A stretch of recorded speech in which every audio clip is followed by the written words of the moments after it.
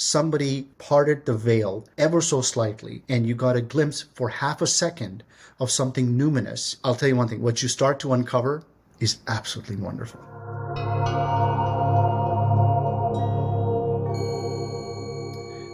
I grew up in a very traditional and in a culture that really expected, the eldest son to perform a certain way, behave a certain way. There were a lot of pressures that way. All good. I'm not complaining per se, but you had to put on a certain facade. You had to be a certain way. In the process, you sometimes forget about who you really are and who is the authentic self. But there was a particular event that happened when I was a teenager, about 15 and a half or 16 years old. We used to live in East Berlin. My father was a diplomat, so we posted to East Germany, and the capital being East Berlin. But my siblings and I would study in West Berlin, and this is the time that the wall was there, of course, so we'd have to cross the border, go to school. And the one thing you never do is run across the border. Because that just gives them an opportunity to, shoot that, because they're thinking that's somebody that's trying to escape. And on one occasion, because I was late, typical, but I ran across the border, which I shouldn't have done. And they told me to stop twice. I don't think they would have told me to stop the third time. And I was brought in. I was questioned, why are you running, this, that. I said I was late for school. They said, this is very stressful for us too. You get to go home. You're not going to go across the border today. And on that walk back, I was asking the perennial questions, as a 15 and a half / 16-year-old, you're going, what was that about? I could have died today. What's the meaning of life? What's the purpose? Why am I here? How does this all make sense? And of course, as a teenager, you feel that you're invincible. So that was a real catalyst for me to want to search for the meaning of life. That's where I started to uncover things. And the first thing I realized was that, and this is after about 10 years of quote unquote searching, is that all the esoteric schools of thought were pretty much saying the same thing at some levels. But how does consciousness play into the equation? And that's where my journey began to study psychedelics. I quickly came to the conclusion that, wow, there's something incredibly profound that's going on here that I need to experience. It was through the readings that I had done, starting off with Doors of Perception. So I think that was my first understanding of, well, there are these plant medicines that take you somewhere, but I didn't quite appreciate the nature of what that really meant. Like, how does it take you somewhere? Is it, what is it? And I didn't fully appreciate that it was as strong and powerful a hallucinogenic as we understand it to be. So what was my meaningful experience like? My meaningful experience was the first experience that I ever had, which was with ayahuasca. So I had gone down with Graham Hancock, Michael Winkelman, and Luis Eduardo Luna to Brazil to spend 2 weeks to study the ways and understandings of the Shipibo tribe. And it was ayahuasca that was my first ever experience with any psychedelic substance at the age of 38.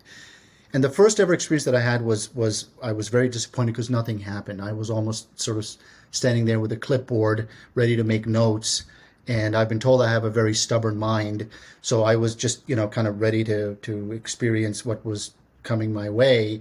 And because I was so tuned in and not letting myself surrender to it, it took a while for it to break open my head. That's, from Daniel Pinchbeck's book entitled, Breaking Open the Head. And that's what it took the first session to break open the head. It was the second ceremony that I had, which was an incredibly overwhelming and a profound experience for me at so many different levels.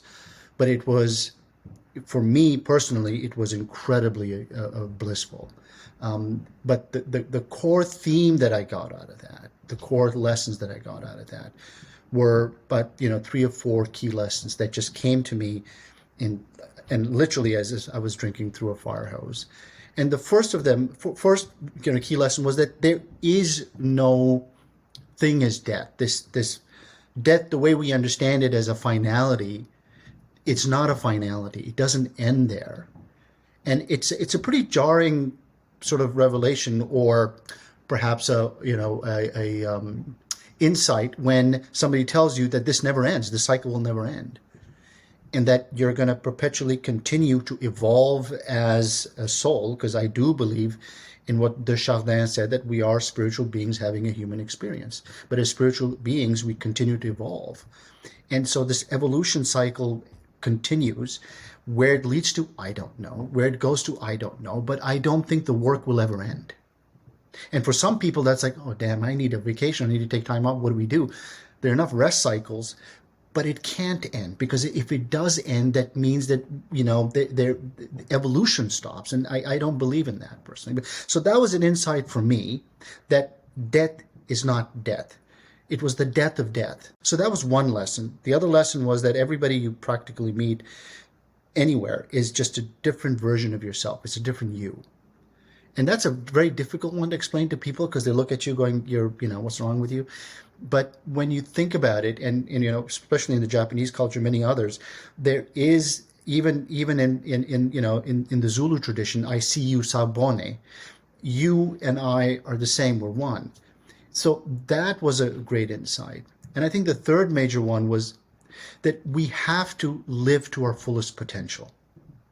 And that's what we're striving towards. And that's where the work is. Because if you don't live to your fullest potential, then you're not able to give, in the classic sense of the Joseph Campbell getting the Holy Grail and sharing it with everybody.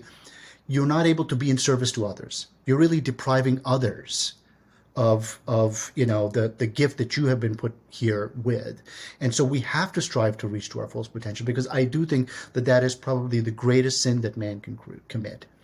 And so these are the downloads. You can imagine in one night I kind of went through, 12 or 15 years of psychotherapy or some evolution process. And I came out at the end of that going, wow, right? I mean, I always thought that in order to achieve wisdom, you have to walk the walk.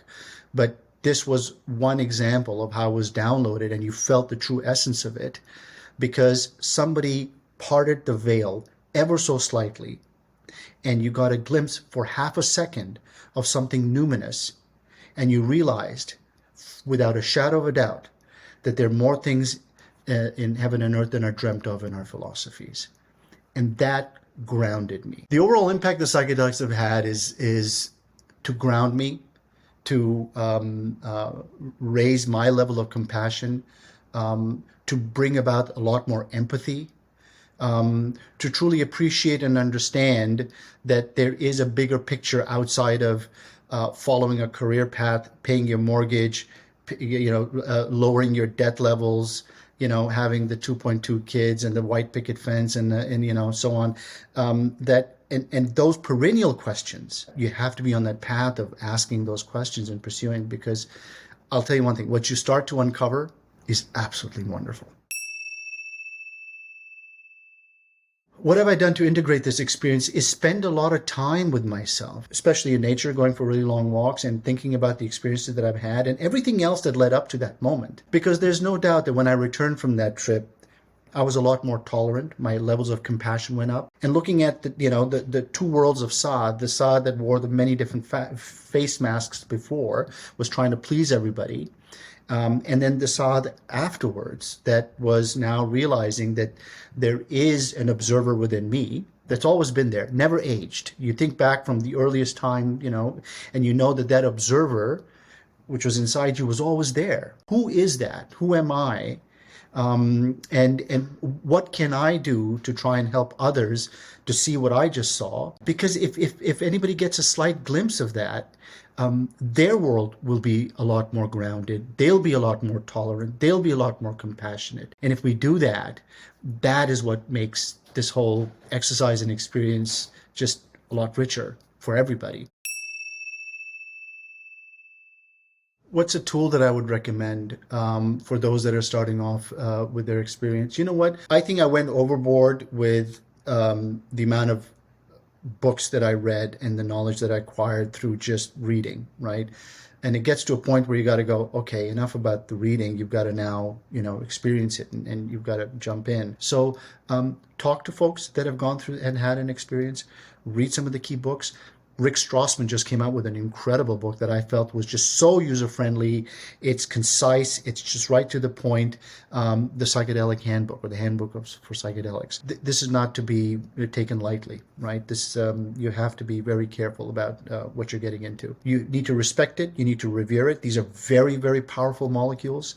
And just make sure that you're approaching it in the right way, responsibly, safely, and with the right guidance.